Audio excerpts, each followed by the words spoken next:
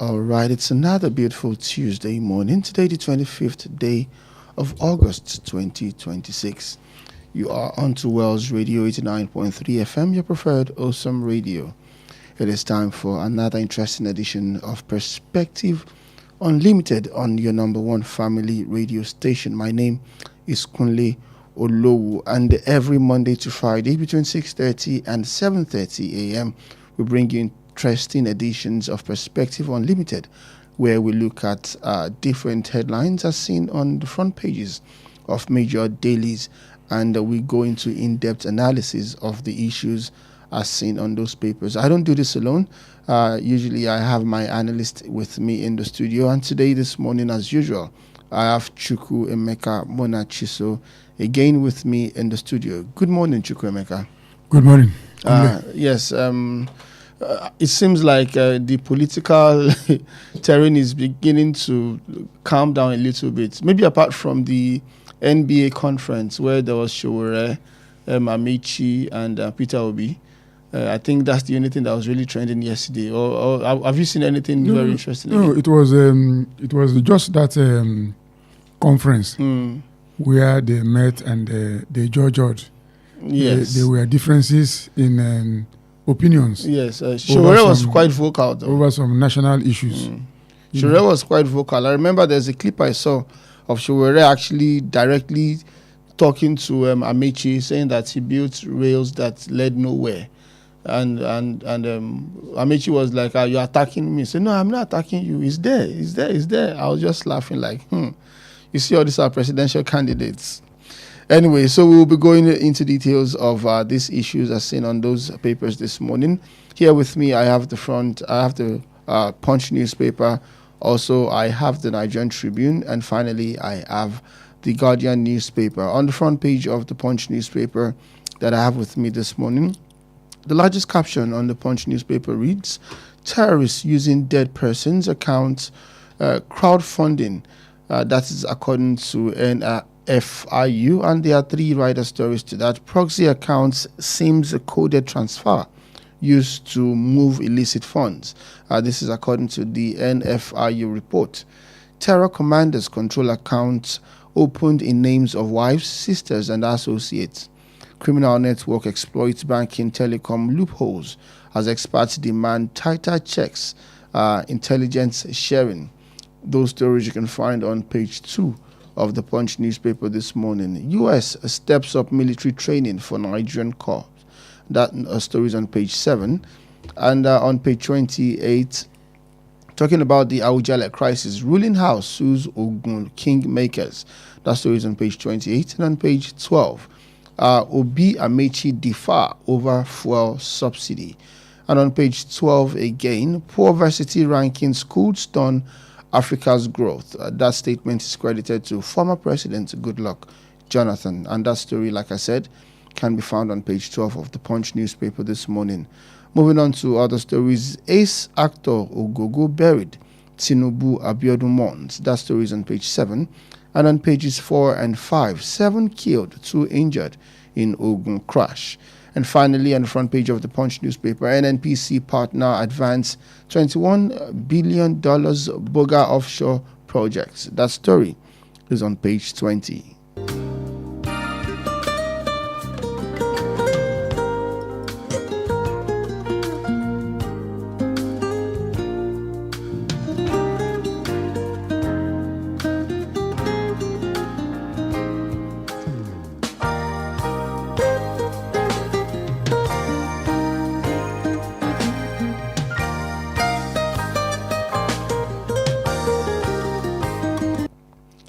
Now moving to the front page of the Nigerian Tribune this morning, the largest caption on the front page of the Nigerian Tribune, fuel subsidy sparks debate at NBA conference in Rivers. There are 2 rider stories to that as well. Showore, Amechi, Obi in ferry exchange, and return to fuel subsidy will reverse Nigeria's economy gains. That is according to the information minister. Those stories you can find on pages 19 and 25 of the Nigerian Tribune this morning. Moving on to other stories on page 6. NNPC Shell others sign Bonga Southwest APRO deal. Targets FID. That story, like I said, is on page 6. If we move on to page 26 of the Nigerian Tribune, police honor 10 fallen officers as IGP vows to crush banditry, others after Kebbi battle. And talking about the 2027 election, INEC yet to get full funding 5 months to general election. That's the reason on page 16. And on page 27, 2 killed as NURTW motor park officials clash in Osun State. And on page 28, JAMB automates candidates' O-level result upload, begins direct verification with exam body. And Nigeria loses $1.73 billion to flooding in 3 years. That is according to reports, and that story is on page 7. On some health now on page 30, climbing stairs linked to 39% lower risk of heart disease death, says a study. And Tinubu flags off dualization of 56.5 kilometers Ibadan-Ijebu-Ode road. There are 3 rider stories. That approves Ibadan-Abeokuta road reconstruction. And we shall reciprocate in 2027, Ladoja. Keeping Makinde out of the road flag off is politics taken too far. That's according to the Oyo State government. And that story can be found on page 3 of the Nigerian Tribune this morning.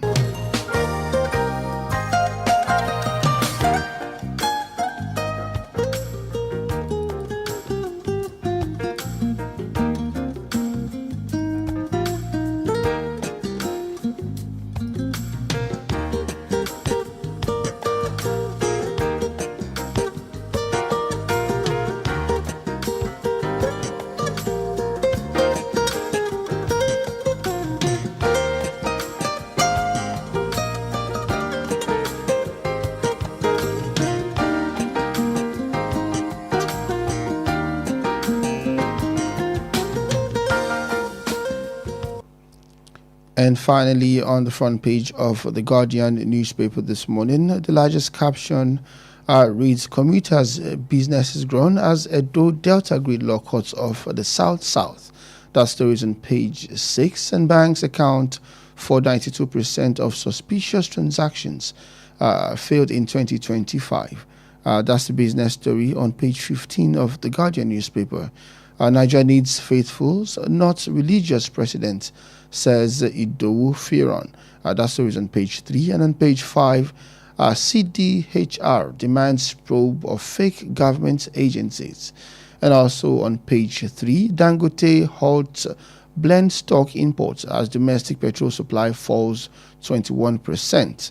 Like I said, that story is on page 3. Moving on to other stories now. Obisho already fair with Atiku over proposed return of petrol subsidy. That story is on page 6. And on the Awujale issue, ruling house sues Abiodun kingmakers over delayed selection. That story is on page 7. And also on page 7 in Osun State, 2 feared dead as violence rocks Ikire community. And on page 15, state imposed hidden fees on operators despite slashing ROW charges. That's why, like I said, is on page 15. And finally, on page 6, Nigeria advances $21 billion Bonga deep water project 25 years after discovery. Those are the stories you can find on the front page of the Guardian newspaper this morning.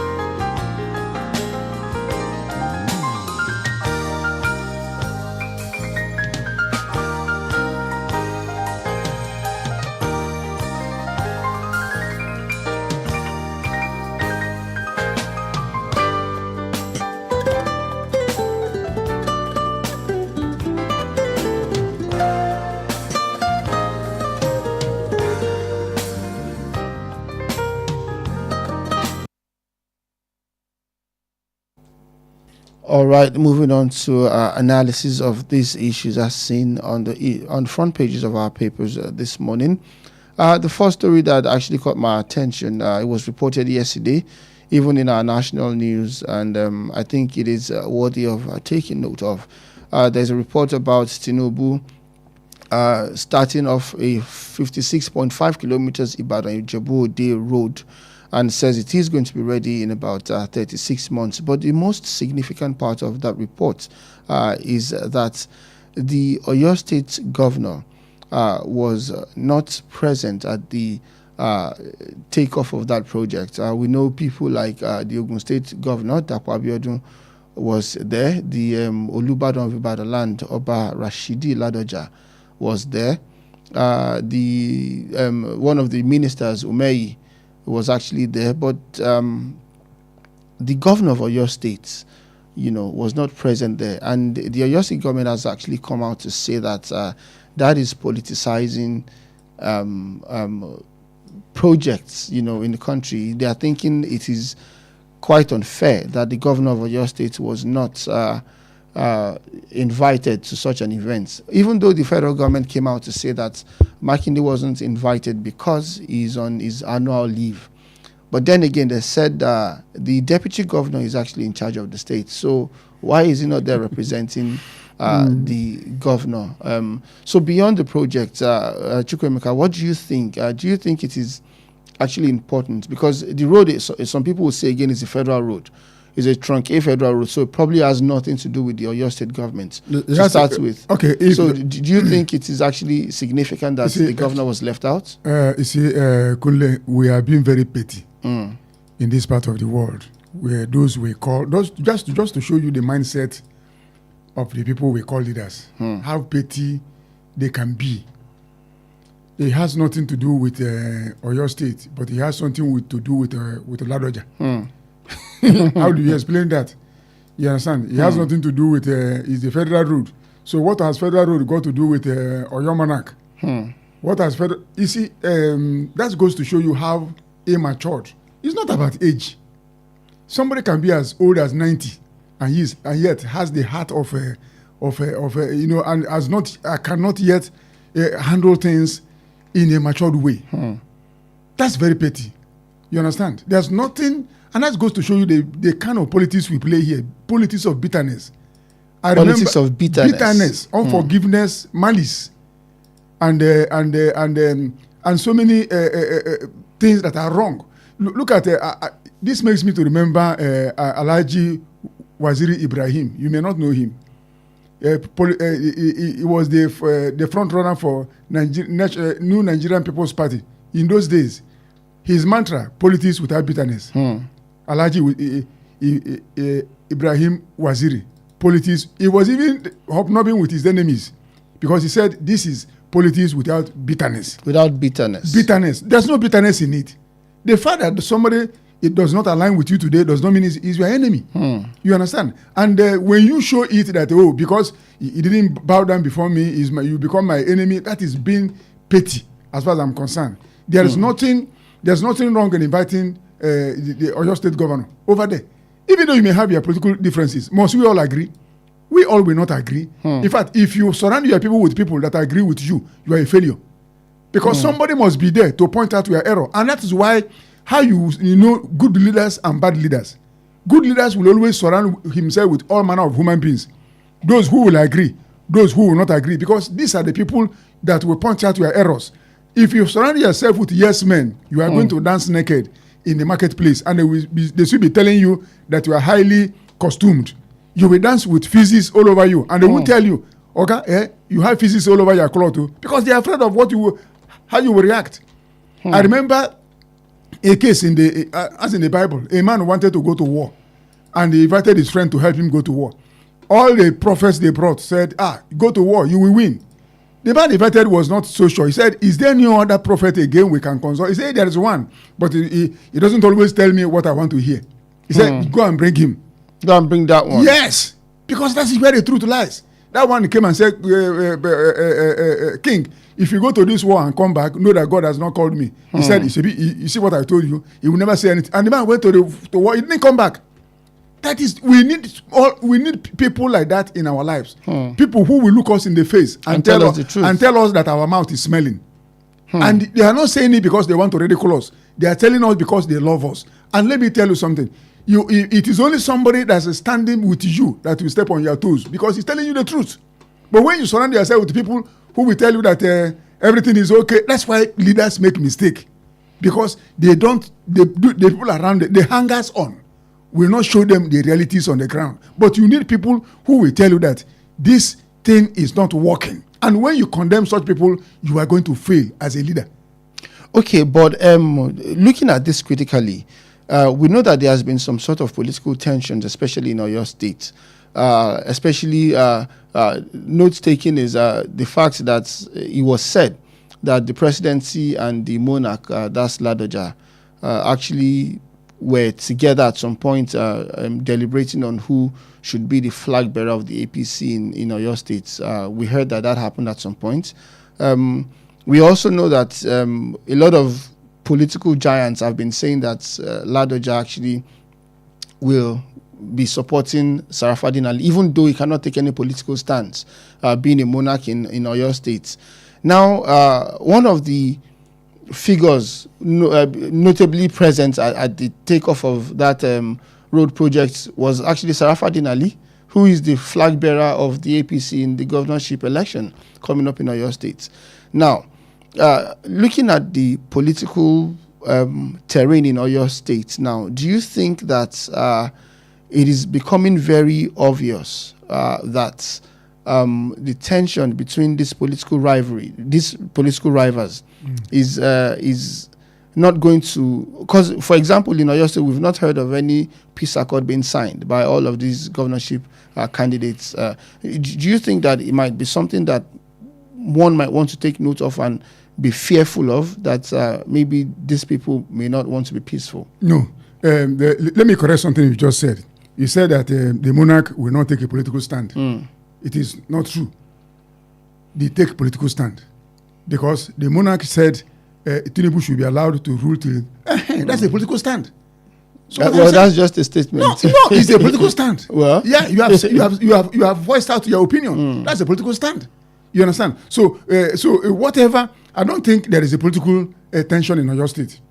I don't think so. They may have misunderstandings, which is normal because they are human. But I don't think there is any brouhaha among the rival political camps.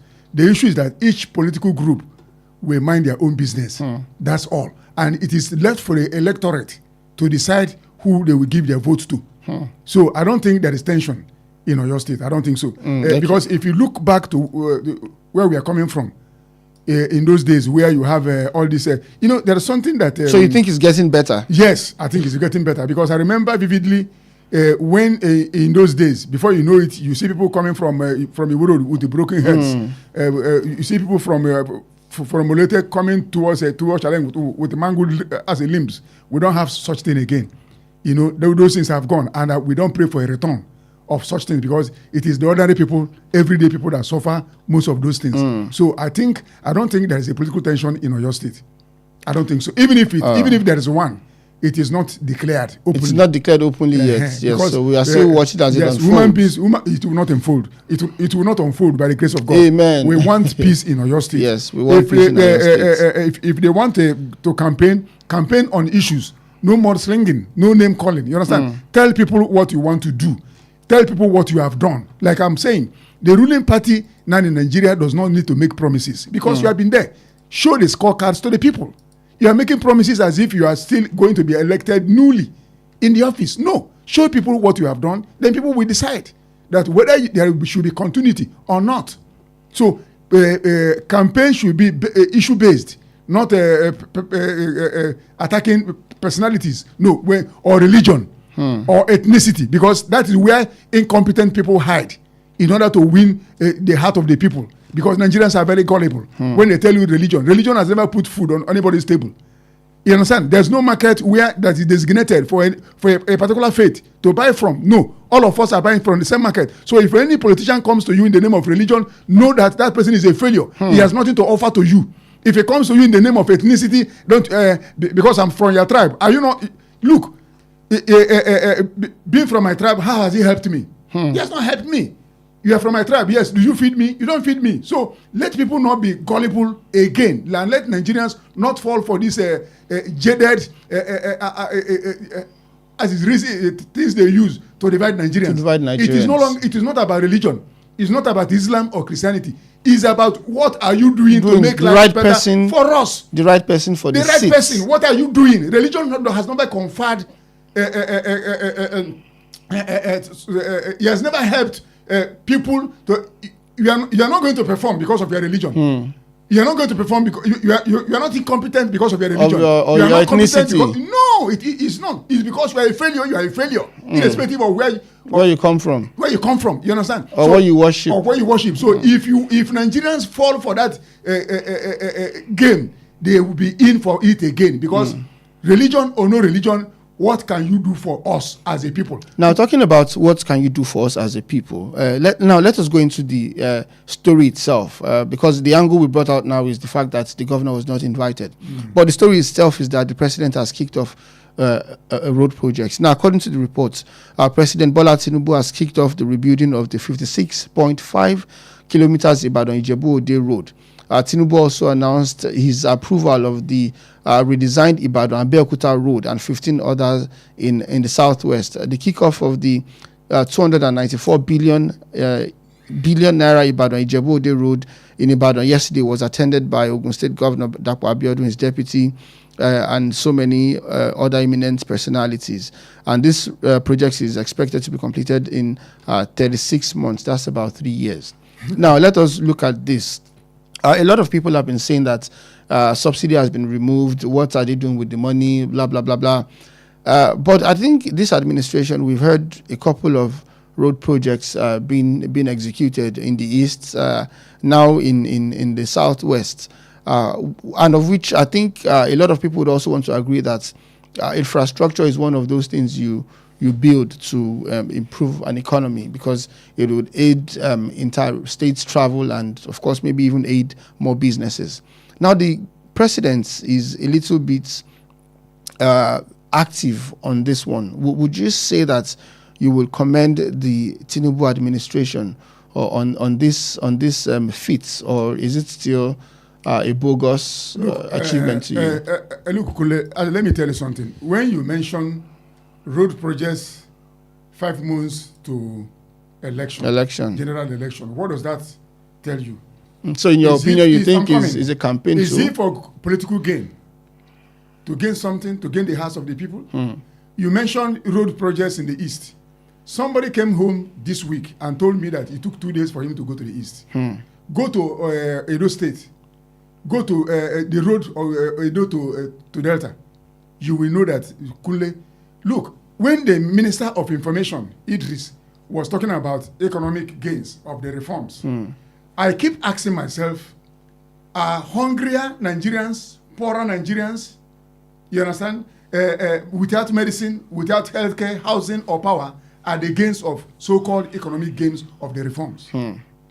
It is good to make reform, but the yardstick for measuring the effectiveness of any reforms in any political setting is the people.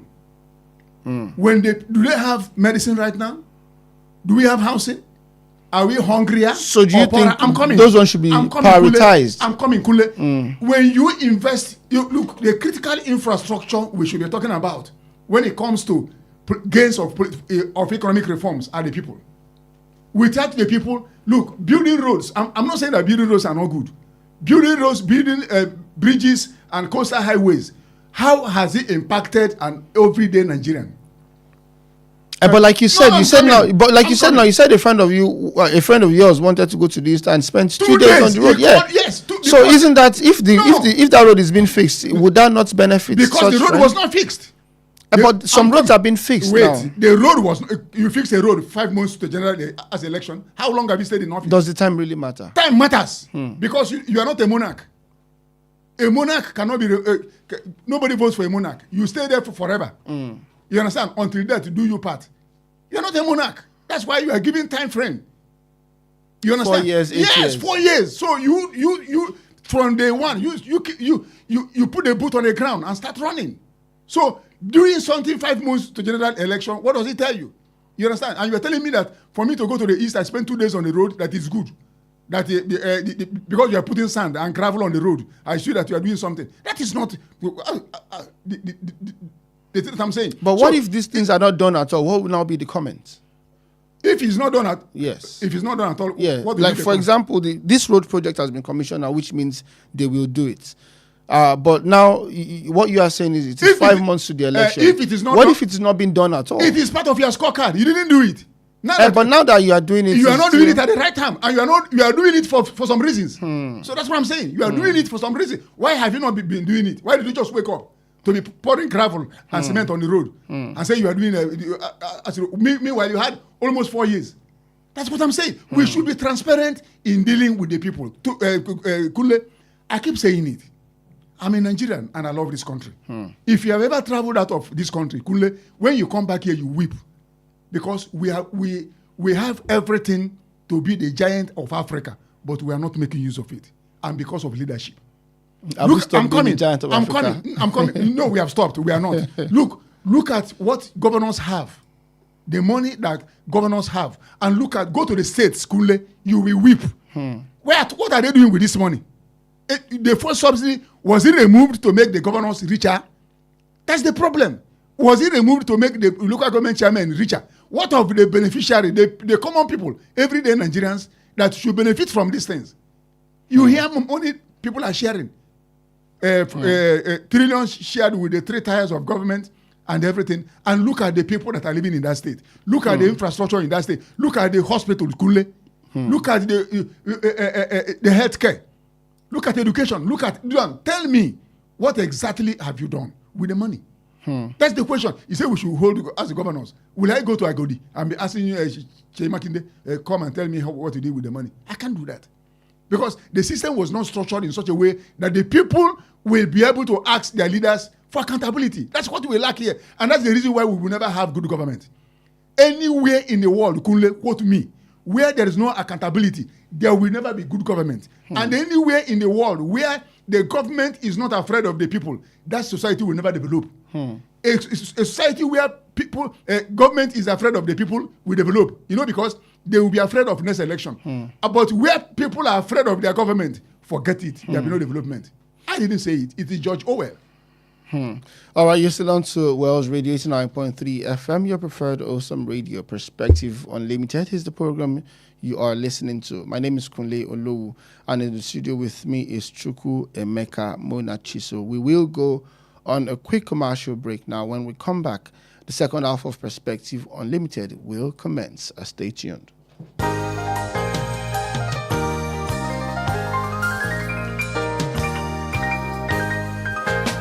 89.3 FM, your preferred wholesome radio.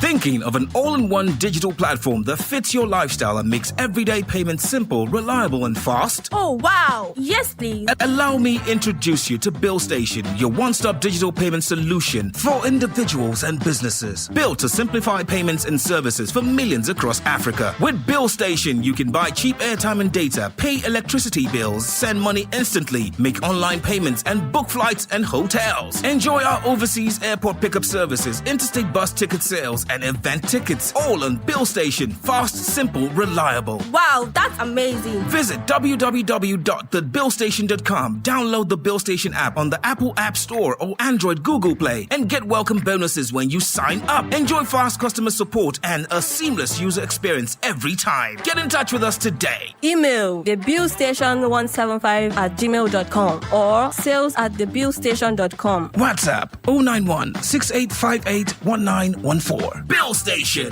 Your world, your money, one station. How long will it take you to confirm payment? I have been waiting for the past 1 hour. I'm so sorry. Our network is slow. I will just run out of data. Same excuse yesterday. It is unacceptable, please. You better switch to One Data Internet Service. One Data? Yes, One Data. One Data is an internet service provider with the best alternative and solution for unlimited speed.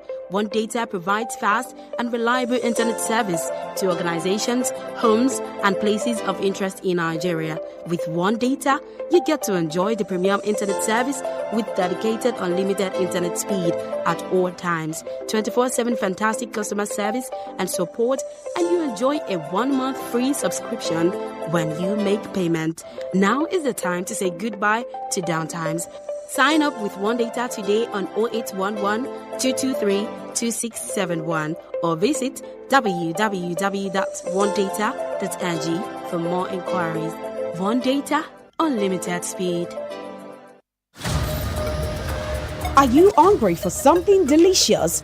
Food that feels like home but tastes like pure luxury? Then welcome to Honeydew Restaurant, where every meal is made to make you smile.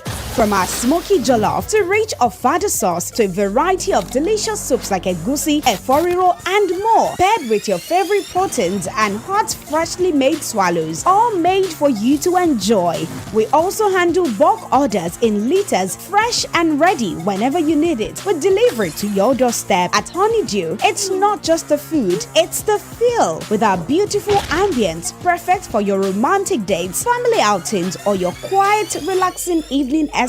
Join us every last Friday of the month at 7 p.m. for karaoke night with Jayola and enjoy music, games, food, drinks, and free mocktails and cocktails as you sing your hearts out. Visit us at Plot 42, Block 8, Alaafin Avenue, beside Wells Radio, Oluyole Estate, Ibadan. For your doorstep delivery or inquiries, call or WhatsApp 0814-691-6635, 0814-691-6635. Honeydew Restaurant, where every meal is made to make you smile.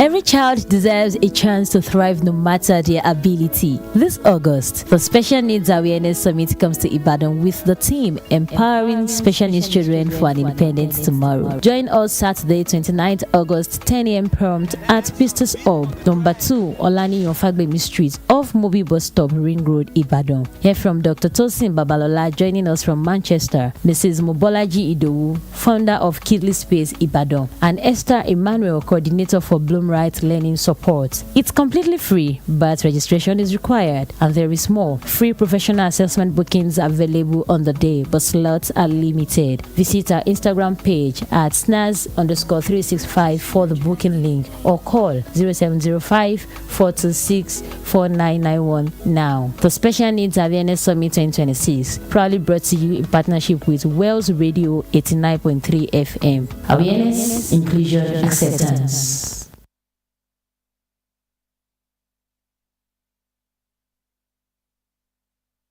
89.3 FM, your preferred wholesome radio.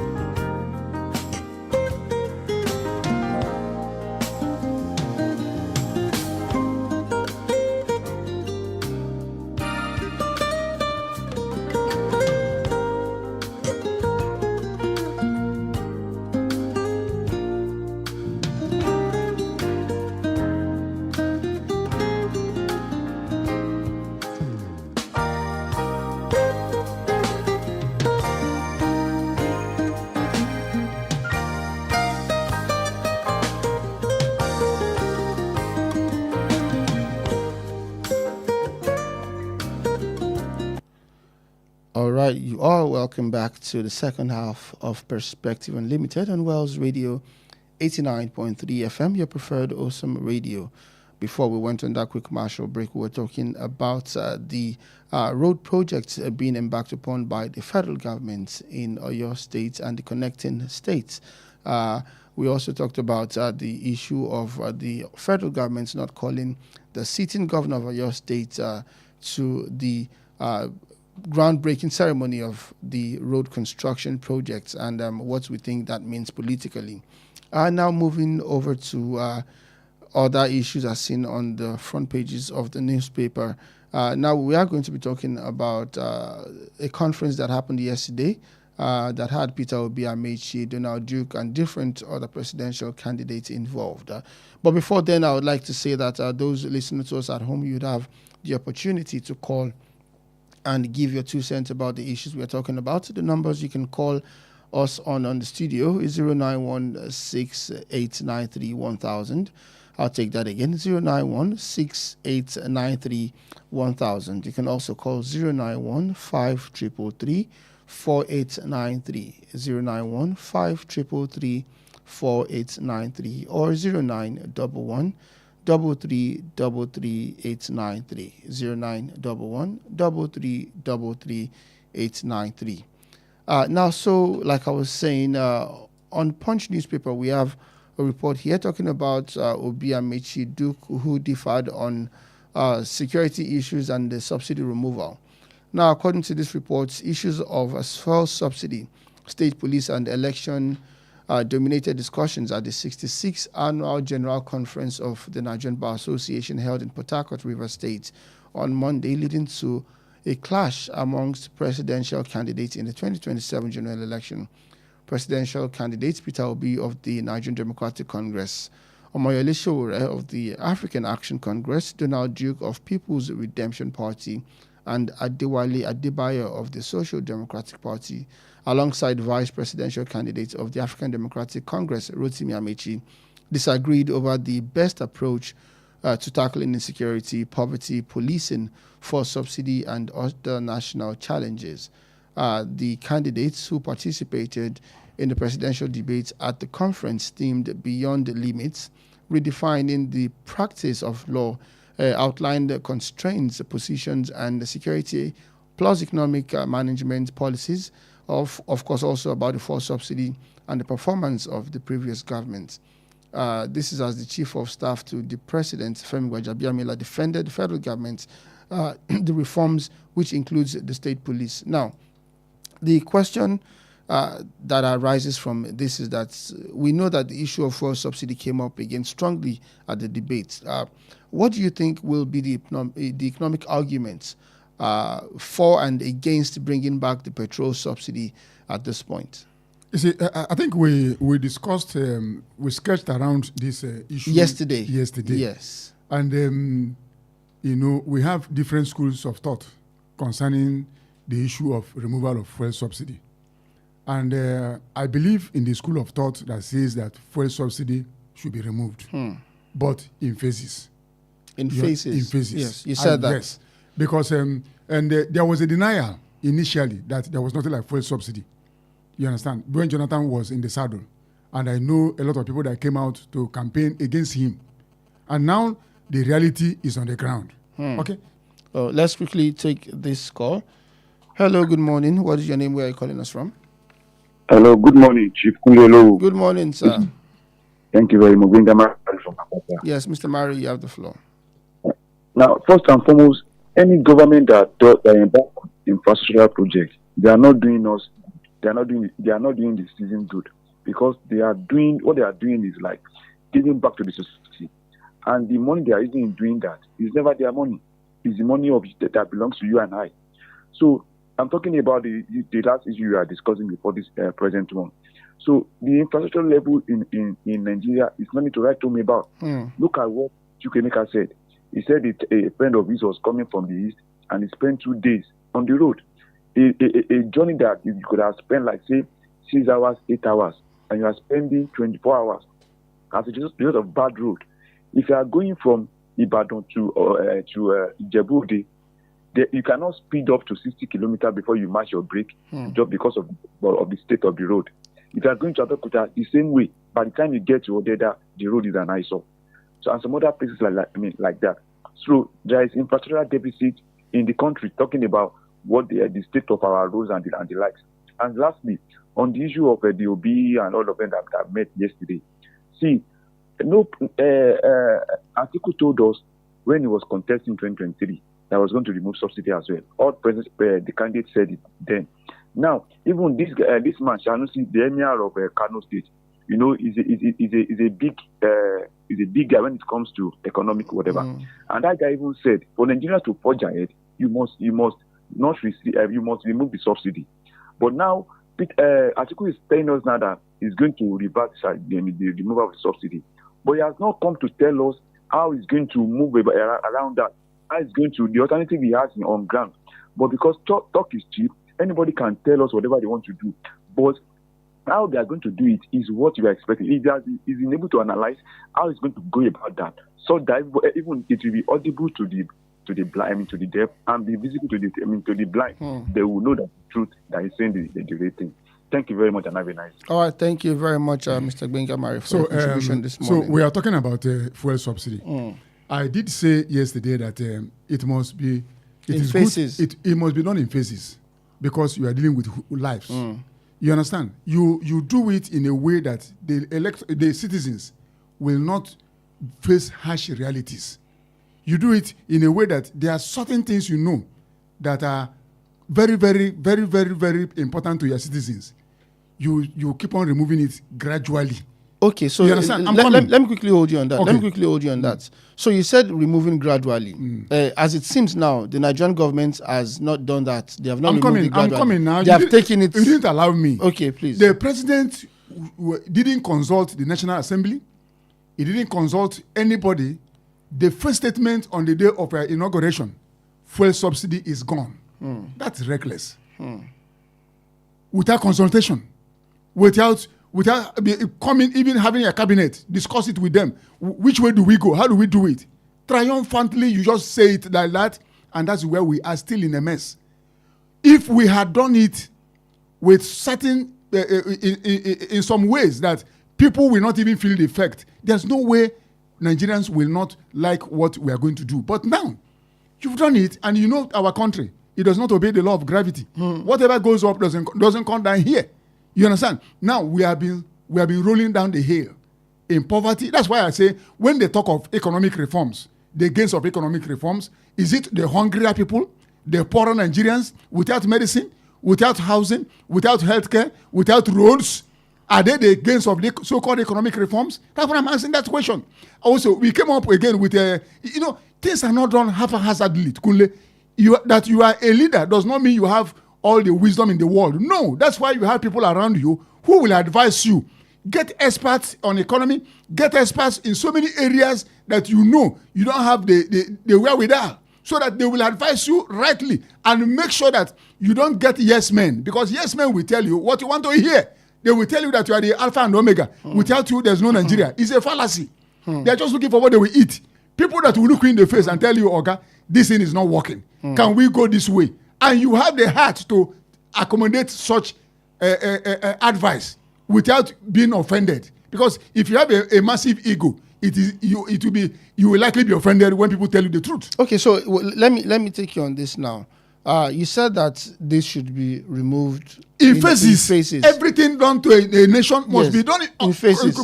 I have studied countries that did this. They didn't do it the way we did it. Yes, now it has been done this way. We have somebody like Atiku saying that he's going to reintroduce subsidy. How would you assess the competing positions of these presidential candidates on fuel subsidy? And I'm saying this because does it mean that they should bring it back and then now start removing it in phases like you have suggested? Okay. Or it has been done already. What is the next step? Should we suck it in as citizens of the country and wait to get the gains? What exactly there is no gain. Happen? We can't suck it in. Kunle, people are dying. Have you been to hospital? How can you suck in poverty? How can you suck in hungry? You can't suck it in. The issue is that go back to the drawing board. Where did we make mistake? You come back and do the needful, because we are dealing with human beings, not animals. You understand? So the issue is this: what are the money we have realized? where did we invest it in? That's the question. Where is the money, the subsidy money, where did it go? If people can still travel to east, just east here, and stay there 2 days on the road, where is the money? That's the question. If you go to hospital, where is the money? Where are the hospitals? Because these are things we are told that once you remove it, we are even borrowing. Even after removing fuel subsidy, we are still borrowing. What are we borrowing for? You know how much we are owing, Kunle? So where is the money? That's the question. And that's why I keep saying, a nation where there's no accountability, there will be no development, Kunle. Even if you wake me up from my dream, I will tell you. I keep asking this question. Those that run Nigeria, do they run their own private companies the way they run Nigeria? Kunle, somebody will give you money. Without you coming to give account of how you spend the money, you will retire it. That's what they call it. If they give you interest, let's assume that you're giving interest. Are you going to just spend everything without giving account? I bought envelope, 5 naira. That's why they are going to, they tell you infrastructure, building of road and bridges, because that one, there's no accountability. Can you give us the receipt of how many rods you bought, how many cement, how many bags of cement you bought? That's why, but the thing will effectively affect, look at power sector. Let's come to power.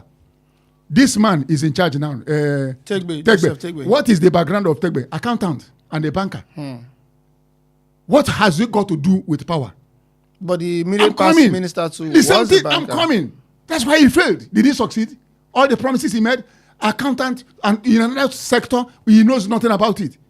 I'm coming. And to me, what I think that is going on is all politics. Bring this man into this power sector. Let him stay there for some time to be politically visible. Later, you bring him back to your state to contest for governorship.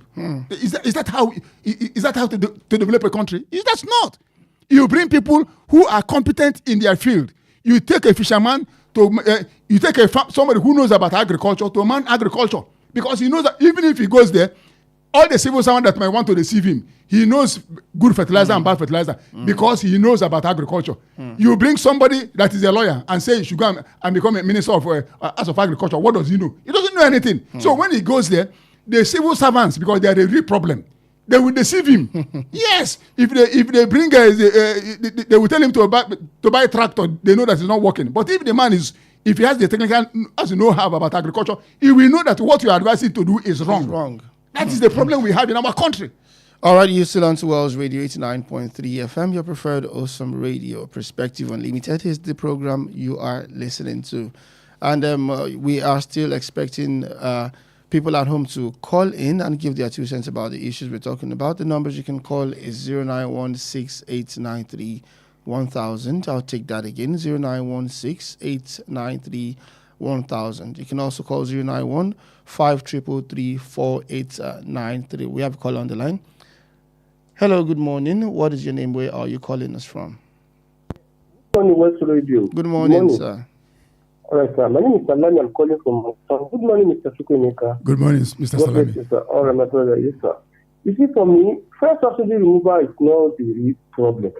The real evil that is facing Nigeria is the lack of empathy on the part of our leader and the people. If Mr. President as he has removed the fuel subsidy, if we had reinvested, it means we had reinvested like 30% of the fuel subsidy removal on subsidizing Dangote, the fuel Dangote supply in Nigeria. Yes, Nigeria would have been better, and Nigerians would have been more fairly much better. So maybe by that time, fuel would have been maybe pump price of payments would have been around 250-300 naira. Just 30% of the savings of something. Instead, Mr. President is taking glory that is declaring trillions for Nigeria, for the state governor. And even Mr. President himself didn't have any concrete spending plan on this subsidy thing. That's just the only. So if a people has studied this loophole and trying to exploit it, that's honestly speaking, that is fine by me. Everybody is now shouting, return, is not the way out. What is the way out? Then it just will continue languishing in pain like this for another 4 years? No, honestly speaking. In fact, we need to pray for change in this country. Good morning. Thank you very much for your contribution, Mr. Salami. Okay, so Chukwemeka, I'll because we are running out of time now, I would like to quickly let us look at this. During the debate yesterday, we saw sharp disagreements among the presidential candidates at the NBA conference. What does this tell you about the issues that will likely dominate the 2027 election? And also, are Nigerians likely to vote based on policy proposals in 2027? Or will it be personality, party loyalty, or religious consideration? Would that remain the issue? Anybody that goes to the poll because of his religion or ethnic affiliation does not know what he's doing. What about party popularity? It's not even party popularity. You understand? It's not about. It's about. You see, that's why I said that the ruling party does not need to make promises.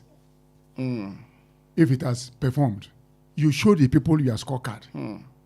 They will not decide whether you should continue or not. You understand? My people have a proverb that if you are cooking yam porridge and it becomes so sweet, you add more yams. That means continuity. But if you are still making promises as if you are about to be elected newly, something is wrong.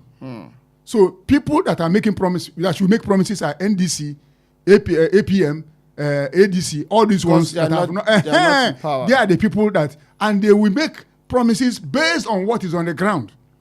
And Nigerians, but there's something I am happy about. Nigerians are waking up gradually. People that have been in slumber for so many years will one day wake up. What happened in Osun State, Kunle, was an eye-opener. They collected the people's money, they still voted according to their conscience. And politicians are looking at it. Because most of the promises, politicians at times don't even believe in what they don't believe in what they are saying. And they are even surprised when people believe them. So my own take here is, let the campaign be on what is on the ground. Issue-based, not name-calling, not mudslinging. You understand? Tell Nigerians what you have done as a ruling party. Those who are contesting for it, tell Nigerians what you want to do to better their lot. That is my own take. Whenever anybody comes to you in the name of religion or ethnic group, know that this person is incompetent. He has nothing to offer you. It's just to make you gullible and fall for him or her. Because Nigerians are wiser. Issue of Muslim, Christian, pagan, this and that is irrelevant. How many countries in the world do you know the religion of their leader? Of their leaders. You don't even know, because it's irrelevant.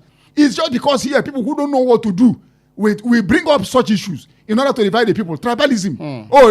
Because it's our Pekin, and your Pekin is not doing well. Because it's our Pekin, your Pekin is not going to do well. You creep behind him, you are a problem to the country. You are even a clear and present danger. Okay, so let me quickly ask you before we round off now.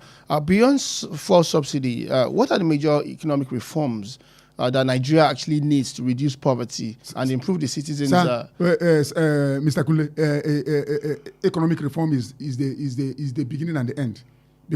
And another one is security. Security. Yes, I was listening to a governor, I will mention in the state.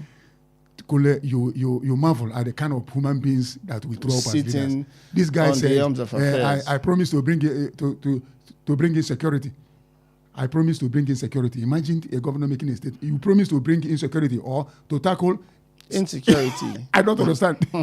So security and economy, these are two major for you. If both of them are in order, Kunle, Nigeria will prosper. Imagine where there is security. People will go to farm. People will travel. Businesses will improve. People outside will even come and invest. But where there is insecurity, they will not come. All this jamboree we are looking for people to come, they won't come and invest. In a country where anybody can be kidnapped and you pay millions, they won't come. You understand? And you tackle the economy, you create prosperity for the people in order for them to pay their tax. No country grows through taxation, taxing people to death. You can't grow. You have to create an enabling environment for people to prosper so that they will be able to pay. Why is it that, in Senate clients, people even go for their tax, what they call it? Tax returns? Tax returns. They go by themselves because they know that government is doing something. What do we even benefit from paying tax? Nothing. That's the question. All right, thank you very much. That is all we can take on Perspective Unlimited this morning. I'd like to say a big thank you to Chukwu Emeka Monachiso for being a part of the show this morning. Thank you very much, sir. Yeah, thank you for having me. Yes, I would also like to say a big thank you to everybody who has called in and has participated in one way or the other to the show. Remember, Perspective Unlimited takes place here on Wells Radio 89.3 FM every Mondays to Fridays by 6:30 to 7:30 a.m. Do join us again tomorrow morning for another interesting edition of Perspective Unlimited. Until then, I say have a wonderful day. I say God bless you and good morning.